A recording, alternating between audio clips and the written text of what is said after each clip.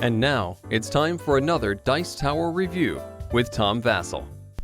Howdy everybody, I'm Tom Vasel, and today we're taking a look at a game called, imaginatively enough, Big Monster. That's really not that, whatever. It's a drafting game, which, with my biases clear, I tend to really like drafting games.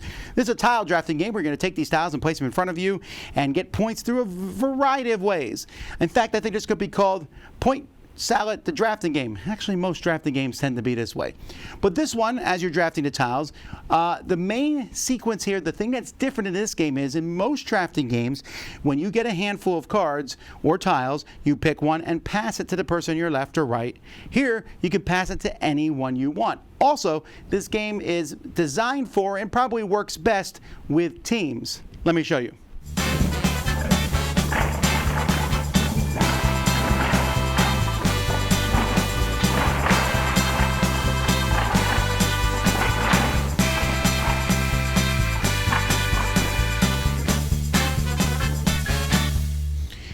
In the middle of the table, you have this here. This is kind of a scoring mechanism. You're going to put some medals on top of here that players can win over the course of the game. These are the ones it recommends for starting players, although there are other medals that you can play with, so you can change this up if you want to. You're going to shuffle a whole pile of tiles, and each player is going to get 10 tiles. The game takes place in 2 rounds, and in each round you'll do the same thing. You'll take the 10 tiles, and you're going to look through those tiles. You're going to pick one that you would like to keep. So let's say this is the one I want to keep. We all reveal it at the same time. You'll attach it to your starting Explorer tile. And then once you've decided which one you're going to keep, you're going to take the other 9 and put it on somebody else's spaceship. Now, if you're forced to put it on your own spaceship, you'll lose 5 points, which isn't great, but that usually won't happen. So the game is often played in teams, so maybe you want to give a specific tile to your teammate, or maybe you think, I don't like any of these, and so you put it on one of the tiles of your opponents. You can't place it on your own unless you are forced to. So once everyone has placed those, you'll reveal them and attach them as is shown here. Now, when looking at the tiles, you must always put the tile adjacent to a tile you already have, and it needs to be face up. So, for example, this tile must be placed like this. This must be placed like this like this. Most of the tiles are going to go up and down like this, but occasionally you'll have a tile that's across. Now, some of the tiles are going to do various things. Most of the time, they're just going to score points at the end of the game. But you have these mutagenic monsters, like this one here, and so when you put this next to it, which is going to mutate it, then you'll find the appropriate monster. These are set aside, and you'll see it's been upgraded. Hooray! This monster is now more powerful. It was initially worth 3 points. Now it's worth 8 points. And in this one here, even could have this happen to it again. So if I place this tile here later on, this then will flip over, and now it's worth 18 points. And so you can see there's different monsters. One monster just jumps to 10, but then there's that one which jumps to 8, then 18, 7 to 20, and 9 and 15. After everyone has placed all 9, you'll draw 10 more tiles and place them again.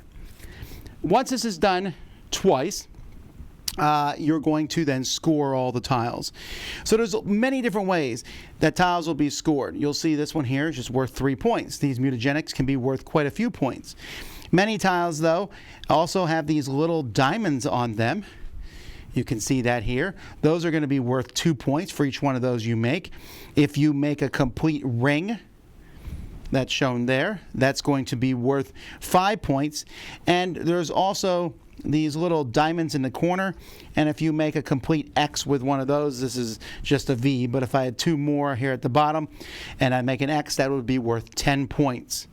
We have some giant monsters which are worth 1 point, but when you find both halves and put it together, it is now worth 11 points. So 1 and 11. Also, as the game goes by, every time you place tiles, you'll look at these medals here. And if you meet the requirements of a medal, you'll take it. So, for example, this one here says those giant water creatures. If one person has 2 of them, they'll take this medal, which is worth 5 points. This then shows the ones underneath that. And if your team as a whole has 4, then each player will get one of these. So there's 5 points for each player. It doesn't matter if one of the players has all 4 or not. So same thing here. Once one player gets 5 lava tiles, and when both players together have 10 lava tiles.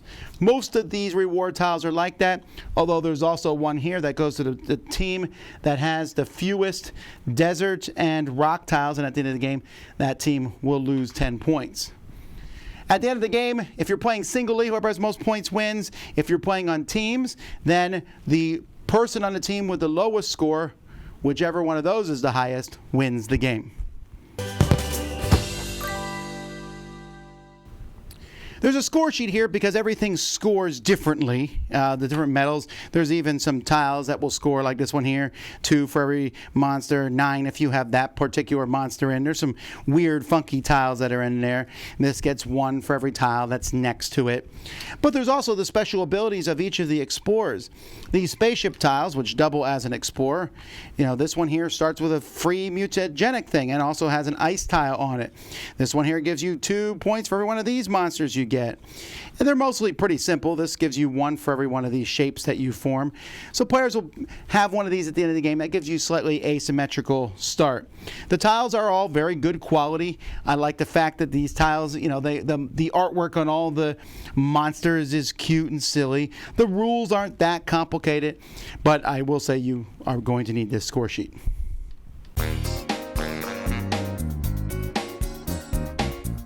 Now, even though there is a team game, and I said the team game is better, and I stand by that, I don't dislike the solo game. The medals are different that you grab, but the team game is a little bit, I think, fun in a sense. I'll sit there and go, oh, I see that my teammate is collecting desert tiles. They must want a lot of those. Well, this has desert tiles. I'll give it to them.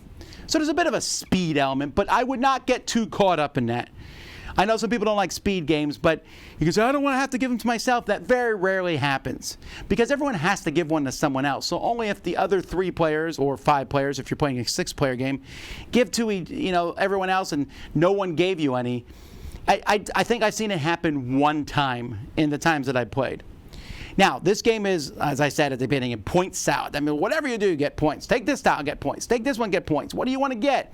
So you kind of got to focus. Do you want to build those little shapes out there, the diamonds and the circles and the X's, or do you want to collect the tiles that are worth points based on what your starting explorer is? Do you want to collect those big monsters? There's something... I've always wanted a game to do this. I don't know if I've seen it before where it's 1 and you put another one together and it's not... Now they're worth 10, it's just 11. I don't know. That just amuses me. And I really like the mutagenic monsters that start off with some points, but if you can get those mutant things up there, you can upgrade them. So sometimes you get the mutant things first, so you put those out, and you're like, okay, now I got to get the monsters that can be upgraded. It's just a neat concept, and I really like how it works together. Now, the game is not perfect. There is some explanation of the different things that are going on, and while you're making circles and X's and diamonds and the mutagenic monsters and the big monsters, there's, it matters where you put your tiles. A lot of the tiles, it does not matter. There are many tiles where I'm just like, yeah, whatever. I'm just placing them to the side. I almost wish every tile was mattered in its placement, but sometimes they don't. There are some desert monsters you just go, nah, I'll just stick this over here to the side in the corner. It doesn't matter at all. And you're not penalized for that.